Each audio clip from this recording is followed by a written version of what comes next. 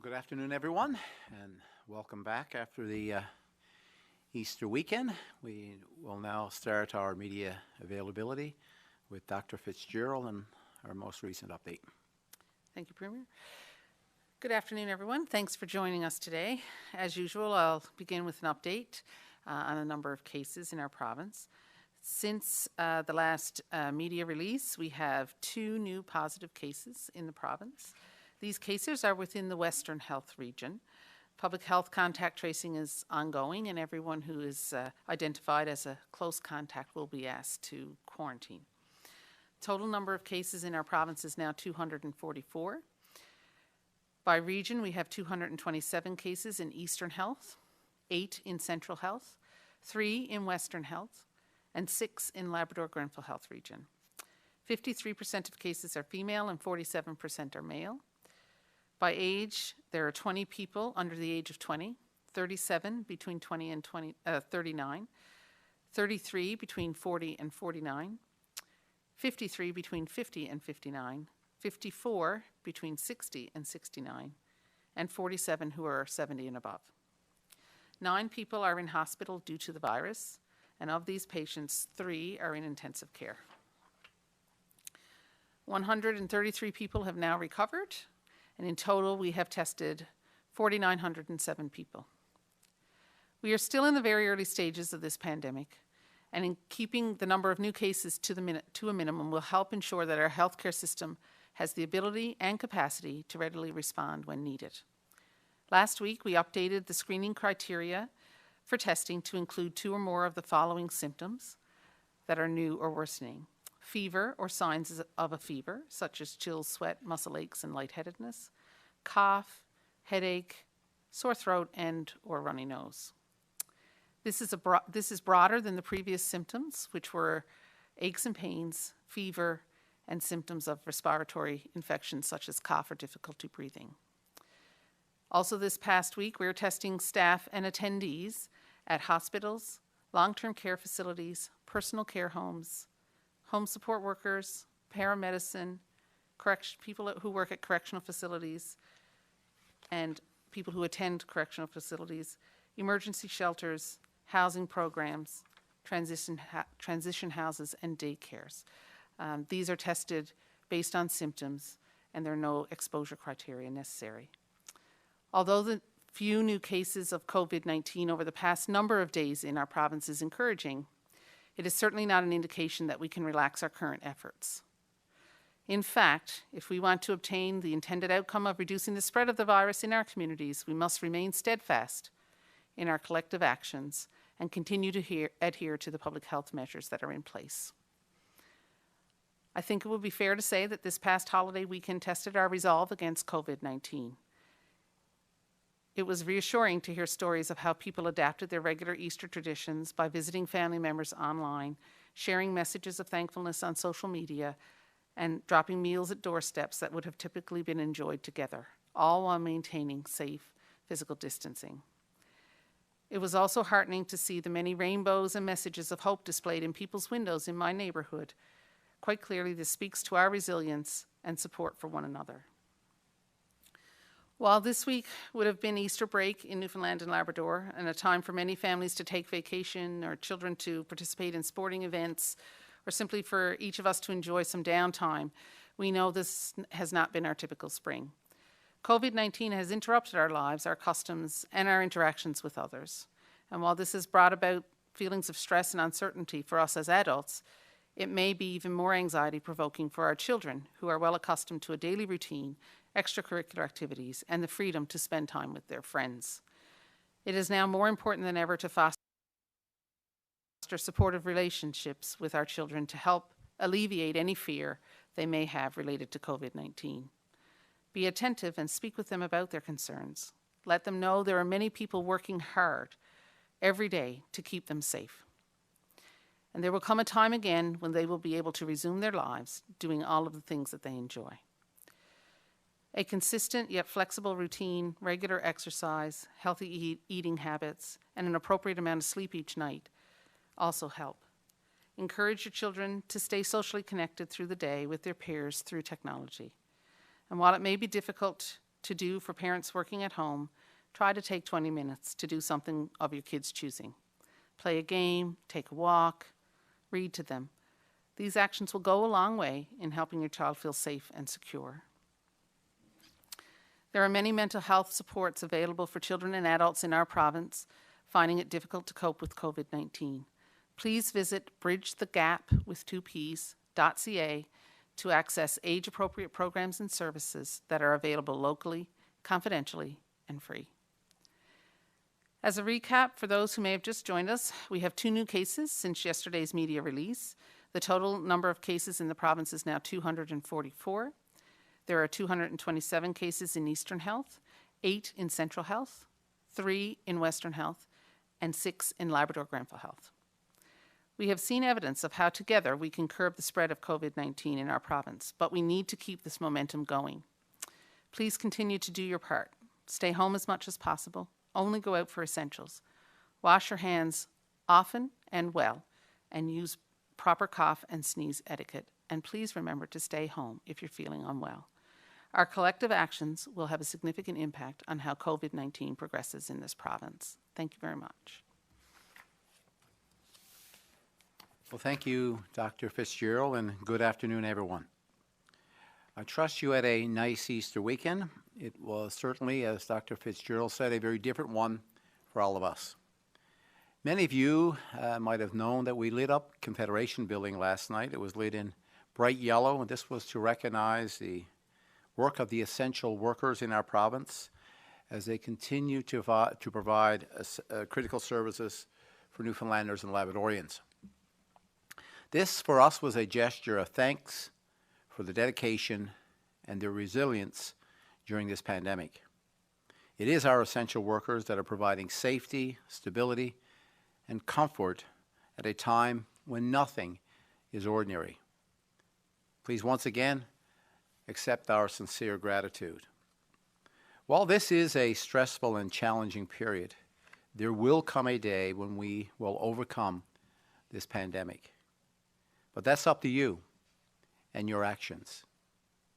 That day will come even sooner if we all continue to follow physical distancing and look out for each other. By doing this, it will ensure the safety of essential workers who continue to go above and beyond on a daily basis. Heading into this Easter weekend, all of us at this table stress the importance of staying together by staying apart. So I appreciate your efforts to flatten the curve. Newfoundlanders and Labradorians have weathered many difficult events in our history, and I am confident that we will emerge from this pandemic as strong as ever. But we will only emerge by our actions. Remember, the virus only moves when you move. I know the number of new positive cases, as Dr. Fizgerald just said, well, they haven't been high over the last few days. But that doesn't mean our numbers won't go up. This is a time of the year when many people, I guess, in a normal year would be looking at report cards and updates and so on. What you have to keep in mind is that your report card for your Easter weekend activities, well, that's still a few days away. Are the results that we have now a sign of people being compliant with the guidelines? Well, yes, I would say they are. But your Easter weekend, that grade will come a little bit later. But we need you to continue your physical distancing and washing your hands at every opportunity. We need you to stay disciplined. That is what will stop the spread of this virus. We have to maintain a distance of 6 feet apart. So why is this? Because we are not out of the woods yet. We ask you to stay at home as much as possible and only leave the house if you need essentials such as groceries or medication. Now, there's been a lot of chatter on social media and throughout conversations that I've had where people are talking about large amounts of snowmobilers across the province and people once again gathering at cabins. I said that these are very different times. What would have been normal last year is not normal this year. Now, for many of you, your cabin is a place of solitude. What we have to remember is that it doesn't matter where you are, you have to practice the health guidelines that our Chief Medical Officer has put in place. Now, there is no question. Family gatherings look very different over this Easter weekend. In fact, it's probably the first time that I haven't been with mine. But like so many others, I had a virtual Easter this weekend.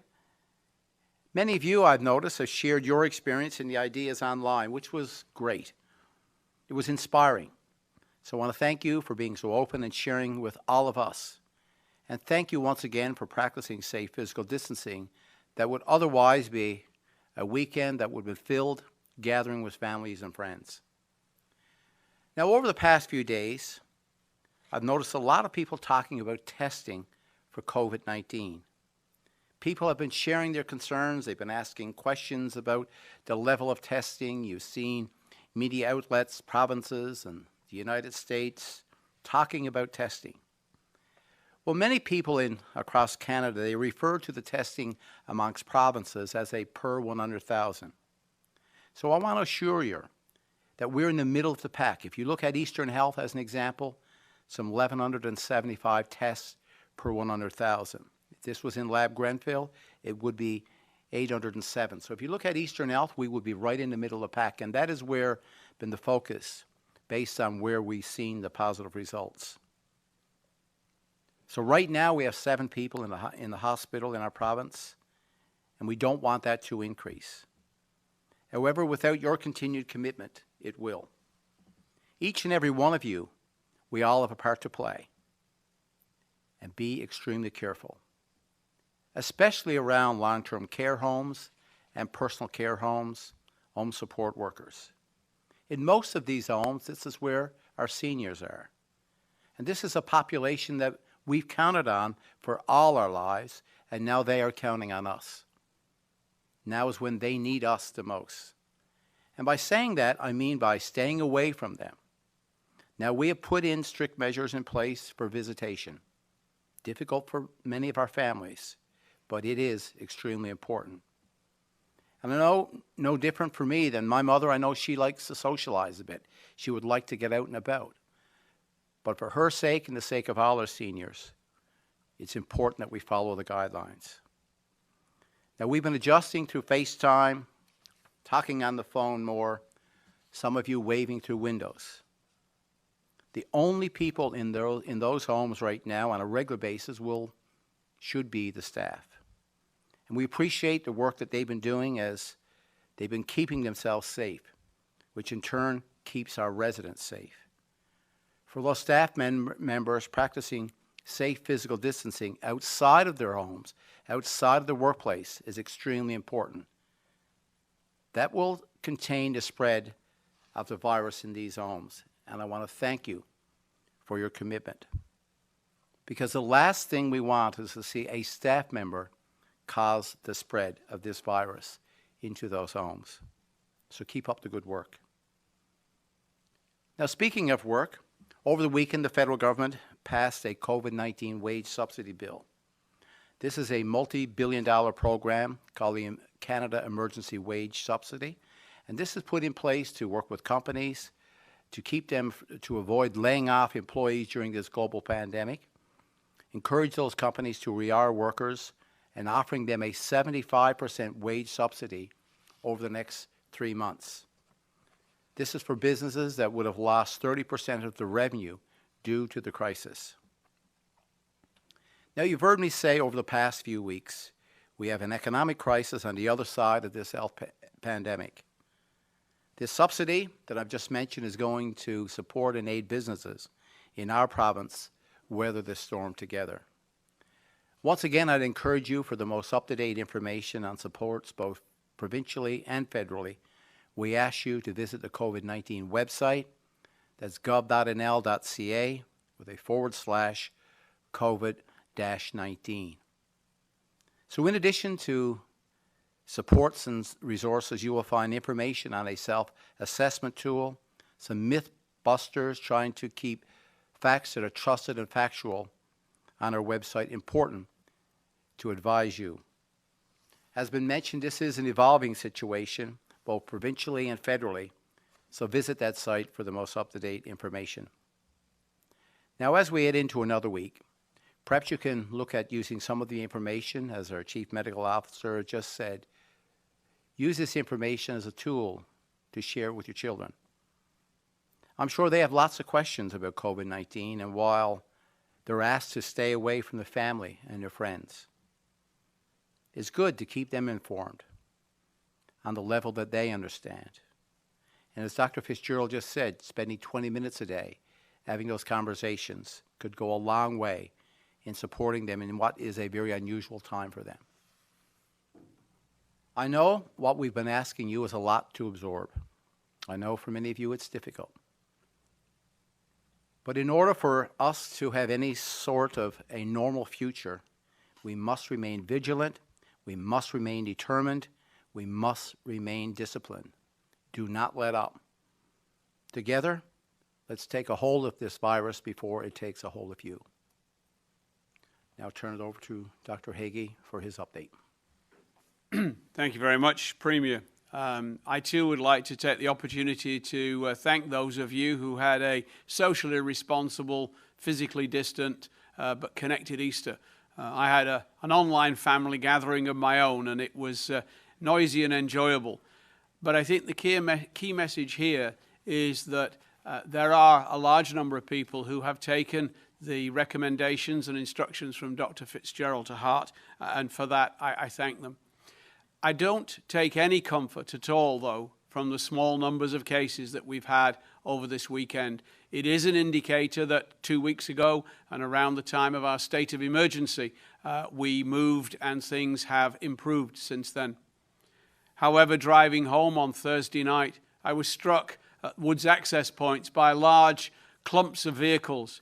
And I worry that there are people off there in the woods at the weekend doing in the woods things that they wouldn't be doing in their communities in terms of physical distancing and abiding by the orders and rules, hoping to get away with it and look for loopholes. From beach parties in New Melbourne to bars in Colliers with picnic tables and people obviously not physically distancing. I had a Facebook deluge of messages such as that. I even have today now hotel operators advising me that they're turning down reservations quite responsibly, and I thank them for it. For family parties in hotel rooms, again, doing the house party in a hotel.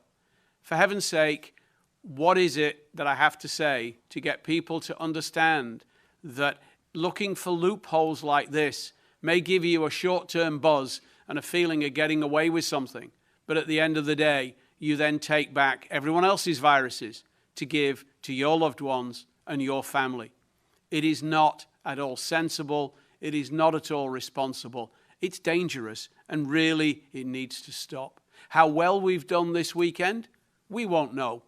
We'll see a change in figures at the weekend of this week if things have gone the way I worry they may have. And for that reason, this week it is crucial that we slip no further.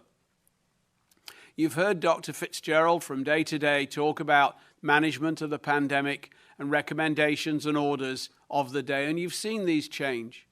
These change to follow the Public Health Agency of Canada and federal recommendations based on their skills and their evidence and their experts. And we have done our best, Dr. Fizgerald and the department, to tune these to Newfoundland and Labrador. So they've changed, and it can be hard to keep up. And I sympathise. But as the Premier has said, our webpage and 811 are the place to find facts and policies and orders that are updated literally as they're made.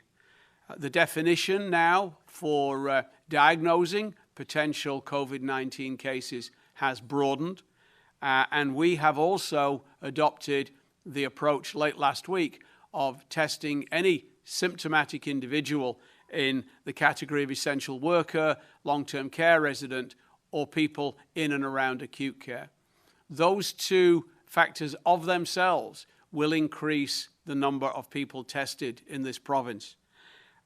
Procurement, however, for the equipment, the reagents, the PPE, is still something of a challenge. And until those cargoes have been inspected and are divvied up and land here, we actually don't know what we've got until we can count it ourselves. So there's always that air of uncertainty, and that has driven some of our decisions. But again, our aim has been to protect our frontline workers to the greatest extent and in line with current guidelines. We have a small but consistent number of people hospitalized. And again, that small number has not diminished. It is of concern to us. And to protect our most vulnerable, I have instructed the regional health authorities with immediate effect that nobody who works across sites in long-term care should continue to do so. They should be allocated to a single site and remain working there to the exclusion of others for the duration of this pandemic, at the very least. This morning, I was impressed with the NLMA and the other Dr. Fizgerald talking about the need to look at issues related to other health issues that may be going on at the moment. We've seen a lot of appointments cancelled and a lot of tests deferred. And I think now, as time passes, it's incumbent upon both the primary care providers, doctors and nurse practitioners, the specialists, and also the patients to reassess their own situations in the light of the passage of time. And whether or not something could have waited 2 weeks in mid-March, the question now is, should they wait any longer? Now it is the middle of April. And that discussion has to take place between physician, nurse practitioner, and patient. And it may need to take place between primary care provider and specialist. But each of us has a responsibility to look at that from their own lens and decide what needs to change. Because again, this is a dynamic situation and it's not a sprint, it's a marathon, and we need to prepare for that. For methadone and Suboxone clients who've experienced significant challenges over the last little while, we have now set up a toll-free number where if you have challenges accessing support services or your medications, you can call Monday to Friday during the working day, and that is 1-844-752-3588, and that number will be posted up on our website very shortly. I just want to end by saying thank you to those people who take their social responsibilities seriously. We need to create a bubble of protection around ourselves and our family. We need to stay in it, and we need not to burst anyone else's bubble. That is the sensible thing to do. The long haul, it has shown, it has worked in other jurisdictions, and it can work here. So please listen to the recommendations, follow the orders, and we'll see with the passage of time really how good we have been. And with that, I'll close Premier and hand it back to you for questions. Thank you, Minister Haggie. Now we turn it over to the media for today's questions. For the benefit of our speakers, we have 7 reporters registered for today's call. In the essence of time, each reporter will have the opportunity to ask 2 questions. We suggest that you not ask rumor-based questions. The purpose of these briefings is to address COVID-19 issues. All other government-related issues should be directed to the appropriate department or agency for response. Reporters will ask questions in the order they registered for today's call, and we will run through the telephone queue, and I will call on each reporter by name to ask questions. Please do not press *1 until your name has been called. Following this, should time permit, reporters will be individually asked for single questions.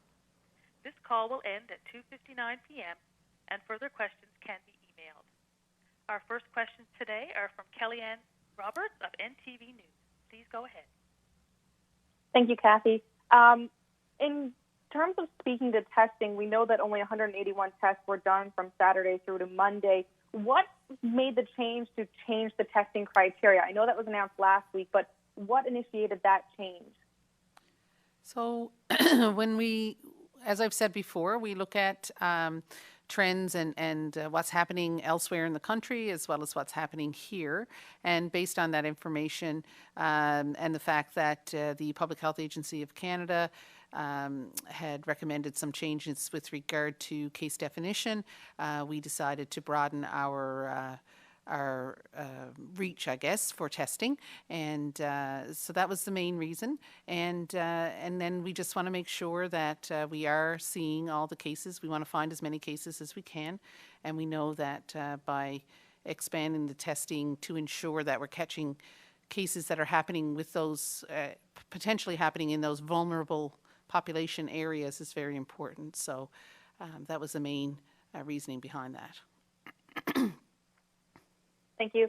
And looking to the fishery, I know it's a question we're asking repeatedly here, but plant workers in particular are looking for any directive on if there's an announcement coming, if they can expect more guidelines. They do not feel safe in their work environment, having to work so closely to others. I would say 50% of the emails I've received over the last 3 or 4 days have been related to the fishery, either from harvesters or from plant workers. And when this meeting concludes here, we will be meeting with officials to discuss what makes sense. We have clear guidelines around how businesses and operations should run with respect to PPE and physical distancing. The question then is whether or not those can realistically ever take place in the confines of a longliner or an offshore boat, let alone within a plant. And so those are discussions that literally will be happening again this afternoon. We're conscious of deadlines. We know the federal government, who have jurisdiction over the fishery, have made some changes to the dates, and we'll be working with Fisheries and Land Resources to see what their view is about whether or not they should be lobbying to change those too. Thank you. Our next questions are from Holly Mackenzie-Suter of the Canadian Press. Please go ahead. Testing criteria kind of being expanded to workers in long-term care homes and kind of what Dr. Fizgerald listed at the beginning. Does that apply to all workers or just people who are symptomatic? So testing will only be done on symptomatic people unless in the course of a contact tracing investigation they feel they need to test people who don't have symptoms, and in that situation it may happen, but generally testing will happen for symptomatic people only. Could I just butt in as well? We've said in the past that a positive test means you stay home, a negative test means you stay home, but we've underlined it all with the fact that particularly for essential workers, but really for any worker, if you are not feeling well, do not go to work. You don't need a sick note, certainly through the RHAs. That was clarified many weeks ago. If you are not well, stay home. Thanks. And the second question on the limiting care home workers to one site, does that apply to like privately run personal care homes as well? Obviously, I can deal, in a sense, more directly with the regional health authorities and can mandate certain things through the CEOs. We've done that with long-term care. The issue of personal care homes, obviously they're private independent businesses and we have a significant stewardship and oversight role. So we will be discussing with them how we can line them up best with this policy too. And I would suspect that there will be changes made in that area within the next few hours or days. Our next questions are from Elizabeth Witten of All Newfoundland Labrador. Please go ahead. Have there been any updates regarding our PPE supply and the potential local manufacturing capabilities? There have been updates. We know that there have been more deliveries into mainland Canada through the federal procurement process. We have had some deliveries over the course of the last few days of N95s, and I think at this point I'd also like to shout out to some of our local private businesses and companies who've actually donated their own, and it would be unfortunate for me to name them because I'm bound to forget one and that would be unfair. But I really do gratefully acknowledge the work that they have done. We are not in a situation where at any stage we're getting anything like the amounts that we ordered, and we can't even rely on the delivery dates. I do know that the federal government have been very keen on putting agents actually as far away as China and Indonesia to check shipments before they're loaded to make sure that those destined for Canada and Canadian destinations are actually fit for the purpose, because that has been a problem. So PPE will continue to be something that keeps us all awake, and indeed we actually have a 24-hour operation.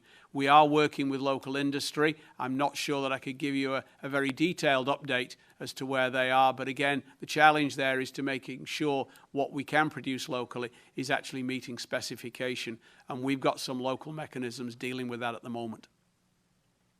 Thank you. And after this long weekend, I was wondering how many police investigations are now ongoing. The last update was 4, but I'm wondering after this weekend, was there an uptick in forms being filled out and, RNC and RCMP officers going out? I can certainly get you that number. I have seen some today, but it would be wrong of me to try and quote from memory. I know both the RNC and the RCMP have had units out the weekend and have responded to calls, so I can get you that information for later on. Thank you. Our next questions are from Patrick Butler of Radio Canada. Please go ahead. In the price of oil today, I got a question for the Premier. Can you give us an idea of how big of a hit that the drop in oil prices has had on provincial coffers since the beginning of the situation with COVID-19? And can you give a dollar figure, if possible? Are we able to say how much of an impact it's had? Will be a little difficult to determine what the dollar figure would be at this point. It's in the hundreds of millions of dollars for sure. And of course, for us, when you look at royalties, this would be about $1 billion. So when you're taking hundreds of millions of dollars out of it, largely too, it's connected to this as currency. So in some cases, that has been helpful. But we've seen production levels down. This was even going into COVID-19. Production levels were down. But the price of oil has had a drastic impact.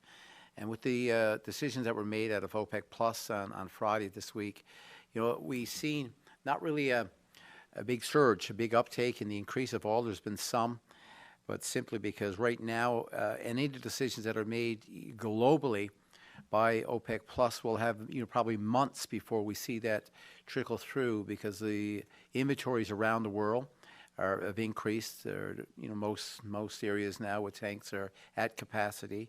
Added to that, the difficulty facing that industry is just demand. People are traveling less, so the demand on oil and gasoline, diesel, and fuels, of course, is decreased dramatically as well. So in our province, it's a drastic decrease in revenues for us, and will have a major impact on the revenue streams provided to our province. Added to that, as a result of the low oil prices, we're seeing exploration and some changes that have been made offshore just in operations alone. So in every way you look at it, it's impacted the revenue of this province. And if this pandemic situation continues into the fall, as the models, and I recognize these are models, but as they say it could happen, how long, we've already had to borrow about $2 billion since the beginning of this situation. How long until the province would need to be in a situation where it have to borrow again? Well, it will largely determine, what the federal response to this. I was speaking to Janice Fizgerald, the Minister of Natural Resources, again this morning, as well as working with our provincial minister here, Minister Cody, who's doing some work as well on this file, as well as the Minister of Finance. So it will determine in large part what the federal response will be to the energy sector, to the oil sector. We're seeing, working with Alberta and Saskatchewan and Newfoundland and Labrador, realizing these provinces are the three within the Confederation that will be impacted the most by the price of oil. But indeed, about 25% of the GDP of the country is connected to oil and gas in the energy sector. So it's a provincial problem, it's a national problem, and we'll be working closely with the federal government, for support for that sector. Our next questions are from Ben Murphy of VOCM News. Please go ahead.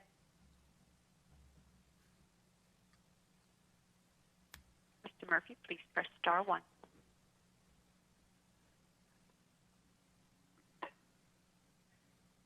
As you mentioned in your preamble, lots of talk of get-togethers over the weekend, whether that be at cabins, Easter dinners, to-do trips. Do you expect to see the numbers increase in the next 10 to 14 days? I don't know. It depends on what people did in the woods where they thought no one was looking. And in saying that, we are seeing the recovery numbers surpass the number of new cases now for the last number of days. Is this a good sign at all, or is it still just far too early to tell? It's very good for those people who've recovered. It's uncertain as to what this means long term. The facts of the case are we are nowhere near out of the woods yet. We have to be graded, as the Premier said, on our behaviour for the Easter report card, and those grades won't come until next week. Our next questions are from Peter Cowan of CBC News. Please go ahead. In Bay d'Espoir, there are concerns about access to local doctors. In fact, there isn't access to local doctors at a time when a lot of people are worried about that because of COVID-19. What's being done there in order to make sure that there is either a locum or some sort of coverage to be able to have a local clinic there? Thank you very much. It's a very good question. It's certainly been a topic for the people of Milltown, Bay d'Espoir, and Head of the Bay, and St Albans. And I've been having regular discussions with Mr. Lovelace, the MHA for the area, as well as staff in the department. So it's a hot topic. The facts of the case are there was one doctor practicing solo down there, and that's no longer possible for that individual to continue. That discovery was made on Thursday of last week, immediately prior to a holiday weekend. Several things are in train. One, they are able through Central Health to provide access to some physician cover. There are nurse practitioners available in the area who can also step in. In terms of emergency services, we are working with the department and Central Health over access to physicians virtually for the clinic in St Albans out of hours. And then we're also discussing, in the light of a virtual mechanism like that, where it would be best and safest for the individuals who were seen that way to go. Historically, there has been a link with Conagra, but also there has been significant concern from the residents about maybe travelling an hour or two in the wrong direction, as it were, only to have to go back to Central Newfoundland Regional Health Centre. So that is a matter of active discussion between my staff in the department now and Central Health to try and work that out. Obviously, we can't knit physicians at short notice. We do have some more tools in our toolbox now than we ever had, particularly with regard to virtual care, and we're seeing what we can craft there to make the residents and inhabitants of that area feel more comfortable. The number of new cases we've seen continues to decline, even looking at last week's models that were showing cases should continue to rise. You've been talking a lot about a surge. Where is the surge going to come from? That's a very good question, and we've been relying on modelling or projections from Dr. Rahman and his team. Facts of the case are, and we've talked about it in other contexts, the virus is here. It's out there. And this is why our mantra has been around physical distancing. It's happened in other jurisdictions. It's no reason to believe it's any different here, particularly with our extensive travel connections across mainland Canada and into the West. But the facts of the case are we need to rely on social distancing. The only way the virus reproduces is if it spreads, and the only way it spreads is if we move. So regardless of what the numbers show, in the immediate short and medium term, we cannot relax physical distancing. The only question in my mind is whether we need to be even more strict and more restrictive than we already are, bearing in mind the measures that we have in this province at the moment are more restrictive than those that were seen in wartime Europe in the Second World War. Our next questions are from David Marr of The Telegram. Please go ahead. Spartan Bioscience, an Ottawa company, has been given Health Canada approval for a new half-hour test kit to be distributed effective immediately. I'm wondering, does the province have any agreement in place with this company, or are you seeking an agreement? The Health Canada approval means it's safe to use and reliable for the purposes for which it was designed. It doesn't say that it is an extra usable tool in our toolbox. That assessment tool, that kit, has to be validated and has to go through procedures that would show where it would fit in our management of a pandemic. So last Thursday we had a health ministers conference call, and technologies like this were a subject of discussion because obviously people are really interested in its usability. That has not yet been defined.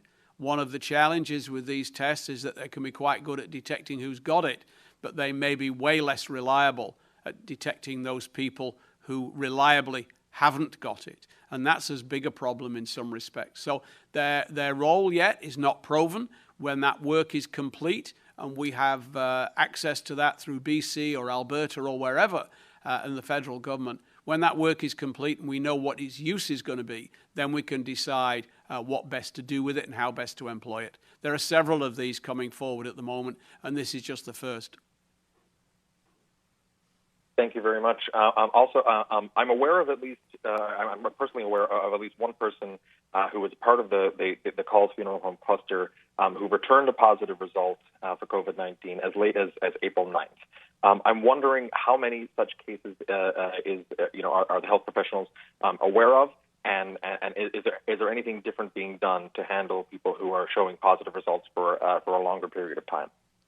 We do know that people turn positive quite late in the incubation periods. Most people who develop symptoms do so early on, but not all.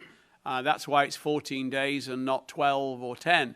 And we do know there have been people who have developed symptoms late on. And so that's why once you have been involved in the contact tracing, even if you don't have symptoms, you are required to stay home for 14 days from your exposure. And if you develop symptoms, then public health will get back to you or you will get back to them. There's a dialogue, and then you'll be retested if appropriate. And we do know that that has happened. One of the challenges with any of the tests for COVID-19 is that they are way better at telling you you've got it than reliably telling you you haven't. So that's part of the system we have in place at the moment. It's factored in.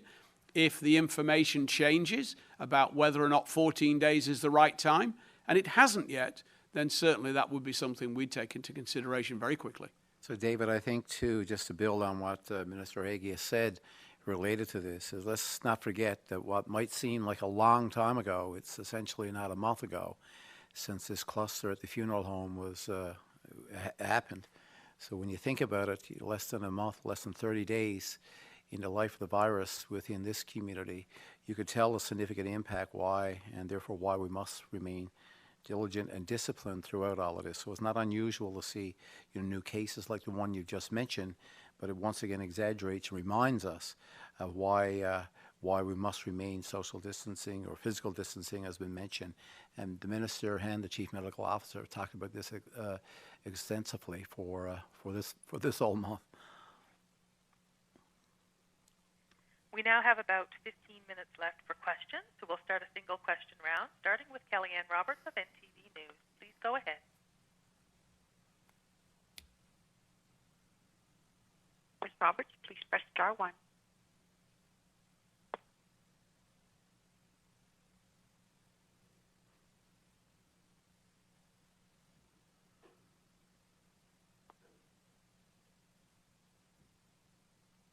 Ms. Roberts, please press star 1 if you have a question.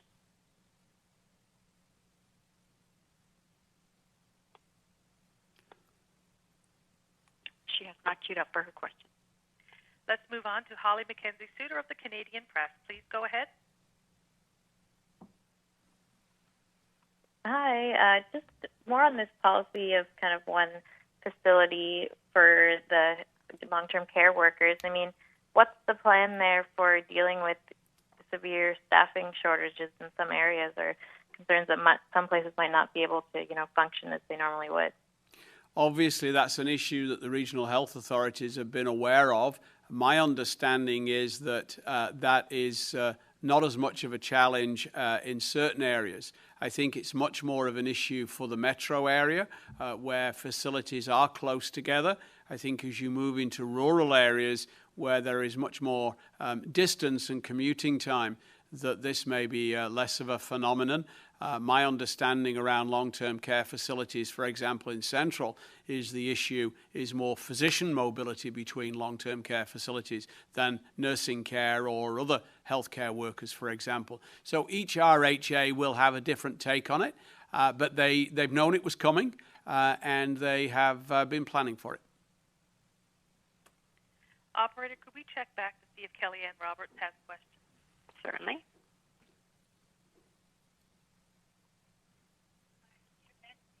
Please go ahead. Thank you. I'm not sure what happened there, sorry. We know that at the airport, people are still arriving. We're hearing reports, though, that people are still able to walk by, not being given a pamphlet, not being told to give any contact information. Is there any other measures we're taking to make sure those arriving in the province are notified of the measures?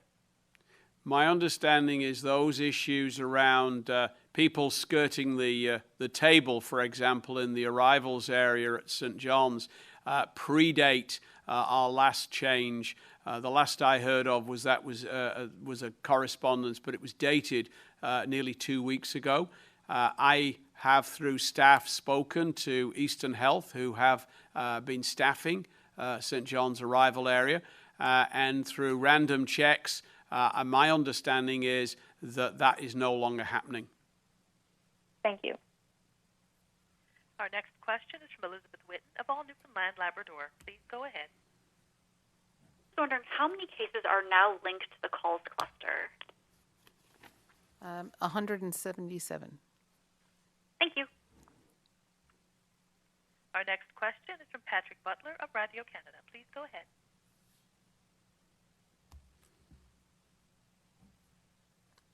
The total number of ICU admissions to date. You guys are given a total for a specific day every day. But do you have a tally of how many people have been admitted to intensive care because of COVID-19? The total that I have currently is 7 as of today. Certainly, we refresh this data usually around 7:30 every morning, so that reflects the day's totals. In terms of cumulative, I can certainly check back if there's a difference, but my understanding is that that's accurate on a daily basis. Our next question is from Ben Murphy of VOCM News. Please go ahead. Dr. Fitzgerald, can you tell us whether or not the 2 new cases in Western Health Region are linked to travel or if they're community spread? Both are travel related. Thanks. Our next question is from Peter Cowan of CBC News. Please go ahead. Dr. Haggie, you mentioned some concern about people, for example, gathering at the cabin. Technically, though, if it's a group of fewer than 5 people, they're not breaking the rules. You mentioned the possibility of tightening rules. Do you plan on looking at actually making that something that the RNC would be able to enforce and ticket? I think you're addressing a couple of really interesting things there. I mean, one of my challenges and one of Dr. Fitzgerald's challenges is we're regulating increasingly narrowing areas of people's existence. And I know of folk, for example, who would not dream of having anybody from outside of their house or their immediate family group they live with come visit.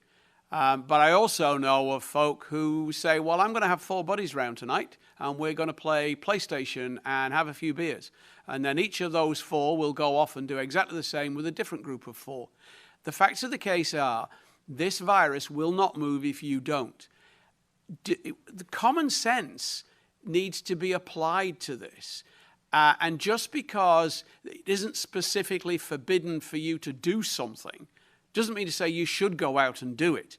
I mean, this is kind of a rather immature, childish way of approaching recommendations and rules.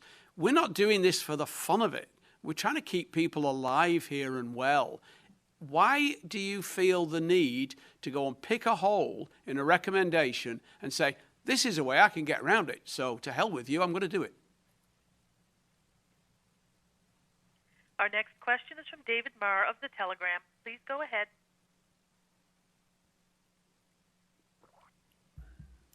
Dr. Fitzgerald, I'm wondering how many of the 244 cases that have been reported are the result of community spread?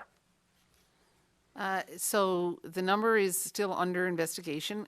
Community spread really, when we do a contact investigation, we have to look for a source. And so often community spread comes at the end of that road, and it's a diagnosis of excluding every other possible source. So some of those are still under investigation.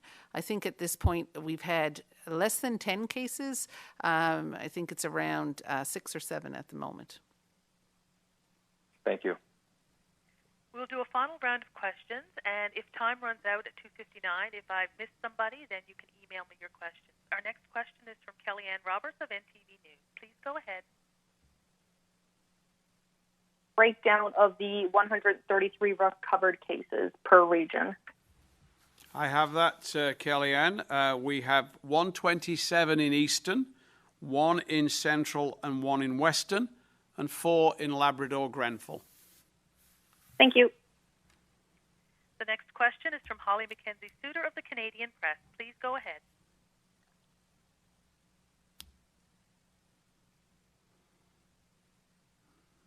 Please press star 1.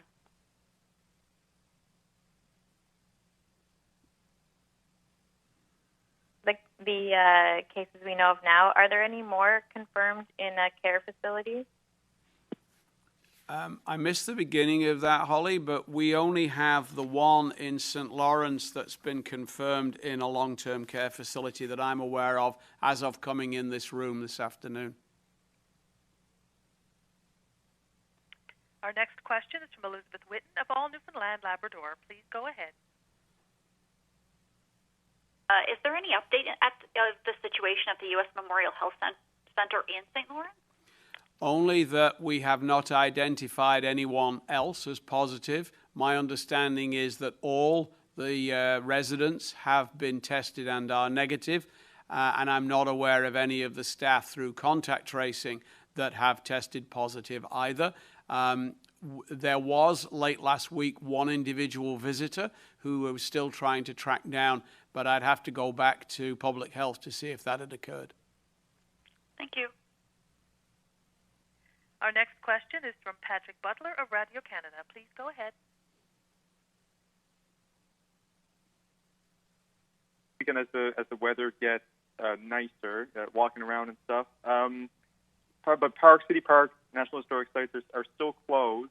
As the weather gets better, are these public places still going to be shut? What are people? As more people go out, are we going to change expectations? So I think certainly we'll have to consider what our epidemiology is in the province at the time when the weather gets nicer and when I'm not going to be fooled by the last 3 days. So I'm not convinced. We still got a lot of April to get through yet. But, we'll have to look at what our situation is and make decisions based on what the epidemiology tells us at that time. Our next question is from Ben Murphy of VOCM News. Please go ahead. Premier, people are asking about being able to buy alcohol from restaurants when making takeout orders, and I believe some 8 to 10 provinces are on board doing this to be a huge help for restaurants who are struggling right now. Why are we not doing this here? Well, it's something that, we've looked at and something I think that there is, agreement to do in our province as well, similar to what you've seen in other provinces. So I think we're supportive of this. It's really now getting to the point where as we look at this, it requires a legislative change. And we've only had that 1 session in the House of Assembly with some 10 members there.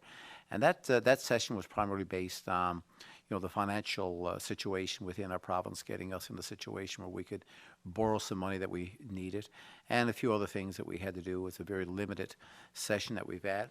It's not to say that, at some point, if we get back in there, that this and any number of other issues that we're still facing that would require some legislative changes, that we would not do that then. But the priority of the first session was get us in a situation where we could actually borrow, to keep the services being paid for within our province. We were able to do that successfully with the support of our all parties and independents within the House that day. Thank you. Our next question is from Peter Cowan of CBC News. Please go ahead. to cutting production for oil, the federal government has said it's going to be up to the provinces to make decisions about whether they should cut that in order to help boost prices. Do we plan on asking producers or requiring producers to cut their production?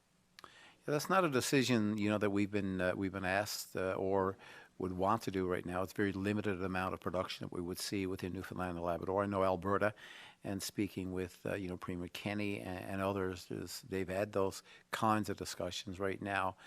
Just in less than 300,000 barrels per day being produced in Newfoundland and Labrador. It's for us, it would have a major impact on our province, but yet not a big impact on the national production. So right now, with the discussions that we've had last week with our provincial minister and with our federal minister, that's not something that we've been asked to do. But right now, it's important for us that we make sure that we continue to make the argument and with the federal government, the important role that this energy sector, the oil and gas sector, plays within Newfoundland and Labrador, and that there will be supports that will be required to come out of this as we get through the health crisis and then deal with the economic situation within our province. Our final question is from David Marr of The Telegram. Please go ahead.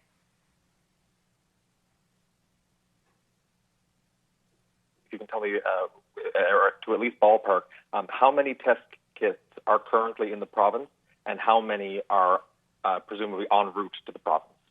We don't actually have kits as such, David. What we do is we have components, so we'll have swabs and we have reagents. We have a significant number of tests available in terms of numbers through the new machine we have. We have about reagents for about 15,000 tests on the new machine. I can't tell you exactly what we got on the old machine, but I think it's probably half that number. We have maybe 12 to 13,000 swabs. The question then around how you allocate PPE between public health versus acute care, who's going to do the swabs in terms of the bigger number, that's always a daily ration.